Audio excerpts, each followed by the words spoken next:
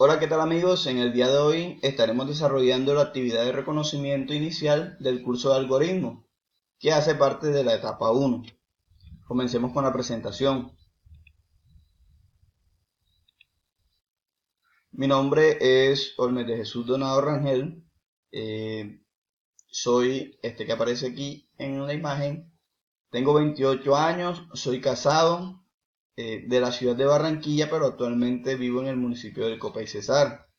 Soy estudiante de segundo semestre de Ingeniería de Sistemas en la Universidad Nacional Abierta y a Distancia y pertenezco a la sede de Puerto Colombia. Este es mi número de grupo colaborativo, este que aparece aquí abajito, y les cuento que algunas de mis aficiones son pues el fútbol, me gusta mucho el fútbol y el voleibol. En este caso hago parte del equipo de acá del municipio. Pero entremos en materia. El numeral B nos pide que hablemos sobre qué es un algoritmo, qué es un diagrama de flujo, qué es un pseudocódigo, cuáles son las diferencias y similitudes que hay entre ellos. Comenzaremos hablando de los algoritmos. Se denomina algoritmo a un grupo de operaciones organizadas de manera lógica y ordenada que permite la solución de un determinado problema. En otras palabras, es el conjunto de pasos o la secuencia lógica que te va a llevar a la solución de un problema. También puede decirse que son las instrucciones de qué se debe hacer para llegar a la solución. Los algoritmos pueden ser expresados en lenguaje natural. Un algoritmo debe tener al menos las siguientes características para que pueda darnos una solución. Deben ser precisos. Debe indicar el orden en que se realiza cada paso. Esto significa que las operaciones o pasos del algoritmo deben desarrollarse en un orden estricto, ya que el desarrollo de cada paso debe obedecer a un orden lógico. Cuando hablamos de que deben ser definidos, se refiere al resultado de la ejecución, de que el resultado de la ejecución de un algoritmo depende exclusivamente de los datos de entrada. Esto quiere decir que siempre que se ejecuten el algoritmo con el mismo conjunto de datos, el resultado será el mismo. Si los datos proporcionados no varían, el resultado del algoritmo siempre va a ser igual, sin importar las veces que lo hagamos o lo utilicemos. Y debe ser finito porque el algoritmo debe terminar en algún momento. Esta característica implica que el algoritmo o el número de pasos de un algoritmo, por muy grande y complicado que sea el problema que se soluciona, debe ser limitado. Es decir, siempre deben tener un principio y un final. Si el problema que se desea solucionar es muy grande o complejo, es recomendable dividirlo en tareas que se puedan abordar independientemente y que el resultado o resulten más sencillas de solucionar. A esto le llamamos diseño modular. Un algoritmo también debe contener una corrección. Bueno, cuando hablamos de corrección, decimos que el algoritmo debe ser correcto. Es decir, debe satisfacer la necesidad o solucionar el problema para el cual fue diseñado. Para garantizar que el algoritmo logre el objetivo es necesario ponerlo a prueba. A esto se le llama proceso de verificación. Y una forma sencilla de verificarlo es mediante una prueba de escritorio. Hablamos también de eficiencia. Cuando hablamos de eficiencia o complejidad de un algoritmo, nos referimos a evaluar los recursos de cómputo que requiere para almacenar los datos y para ejecutar las operaciones frente al beneficio que ofrecen. En cuanto menos recursos requiera, será más eficiente el algoritmo.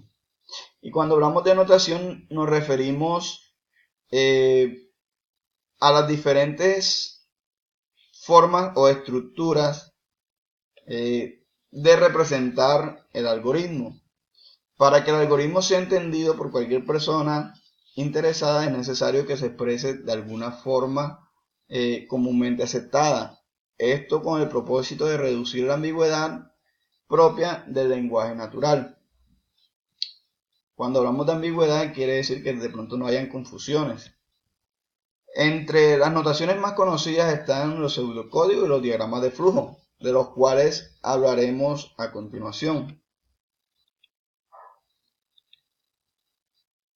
Un diagrama de flujo es la representación gráfica de un algoritmo mediante un conjunto de símbolos que representan las operaciones y estructuras básicas de programación. La representación mediante diagrama de flujo hace que el algoritmo se comprenda fácilmente, por cuanto es visible su estructura y el flujo de operaciones. No obstante, cuando el algoritmo es extenso, es difícil de construir el diagrama. Aunque pueda hacerse uso de conectores dentro y fuera de la página, el uso de estos afecta la comprensión de la lógica del algoritmo. El diagrama de flujo nos facilita la comprensión del algoritmo, facilita la documentación y por utilizar símbolos estándares es más fácil de encontrar las sentencias equivalentes en el lenguaje de programación y también facilita la revisión, prueba y depuración del mismo. Ahora, en cuanto a los pseudocódigos, de pronto alguna vez hemos escuchado esta palabra, pero ¿qué es? Pseudocódigo es una forma también de expresar los distintos pasos que se va a realizar en un programa, de la forma más parecida al lenguaje de programación. Es como mezclar el lenguaje de programación y el lenguaje natural en la presentación de soluciones de un algoritmo. Su principal función es la de representar por pasos la solución a un problema o algoritmo de la forma más detallada posible, utilizando un lenguaje cercano a la programación. El pseudocódigo no puede ejecutarse en un ordenador, ya que entonces dejaría de ser pseudocódigo. Como su nombre lo indica, se trata de un código falso, que es lo que quiere decir pseudo. Eso significa falso. Es un código escrito para que lo entienda el ser humano y no la máquina. ¿Qué ventajas nos trae utilizar esta noción? Una de las ventajas es que ocupan menos espacio. Permite representar en forma fácil las operaciones que se repiten. Es muy fácil pasar del pseudocódigo al código del programa en un lenguaje de programación. Ahora, ¿qué similitudes y qué diferencias hay en ello entre algoritmos, diagrama de flujo y pseudocódigo? Estos son similares en que están definidos para la misma función, que es darle solución a una problemática, a lo cual si se ingresan los mismos datos en cualquiera de estas tres nociones, el resultado o la solución del problema va a ser la misma. Entonces, todos ellos tienen el mismo fin, que es dar solución o dar el paso a paso para llegar a la solución de un problema. Y se diferencian en la forma de expresión, ya que cada uno tiene ciertas características que al momento de expresarse o de expresar el proceso varían en ese sentido. Pero la solución sigue siendo la misma, el resultado sigue siendo el mismo. Para el numeral C, cuando nos piden que describamos las fases necesarias para resolver un problema donde se requiera de la lógica de la programación, encontramos que en un algoritmo se consideran tres partes esenciales, las cuales son bases para la resolución de un problema. Una de ellas es la entrada y es la principal, que no es más que la información que recibimos o que es dada para la realización del algoritmo o para resolver el problema. Luego encontramos el proceso, que no son más que las operaciones o cálculos que se deben efectuar para dar solución al problema presentado. Y la salida, que son las respuestas dadas por el algoritmo, es decir, el resultado del proceso de la información que recibimos. es una cadena. Un programa de computador desarrolla de forma automática una serie de operaciones que toman un conjunto de datos de entrada, realiza los procesos previamente definidos y genera un resultado. En consecuencia, para diseñar un algoritmo es necesario conocer las operaciones que se requieren para obtener el resultado. Es decir, nosotros tenemos que tener conocimiento de qué operaciones podemos utilizar para dar respuesta.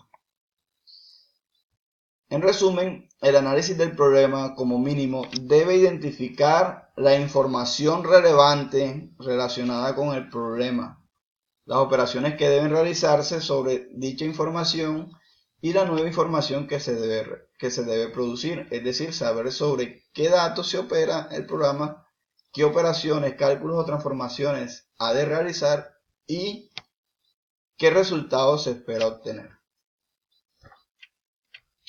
Y por último, en el numeral D nos pedía que mencionáramos la importancia de los algoritmos como fundamento de la programación de computadora.